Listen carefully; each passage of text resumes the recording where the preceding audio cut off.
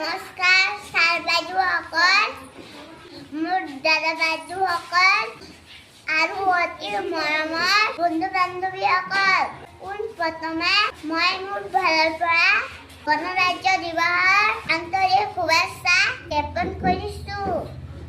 আজি ভাৰতবৰ্ষৰ ৭৭তম গণৰাজ্য দিৱস উপলক্ষে আমি সকলোৱে একত্ৰিত হৈছোঁ।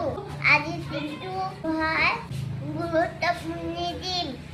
২৬ জানুৱাৰী দিনটো আমাৰ ভাৰতবৰ্ষত প্ৰজাতন্ত্ৰ দিৱস হিচাপে উদযাপন কৰা হয়। ১৯৫০ চনত ২৬ জানুৱাৰী তাৰিখে আমাৰ সংবিধান কাৰ্যকৰী কৰা হৈছিল আৰু তেতিয়াৰ পৰাই আমাৰ ভাৰতবৰ্ষত গণৰাজ্য দিৱস হিচাপে উদযাপন কৰি অহা হৈছে।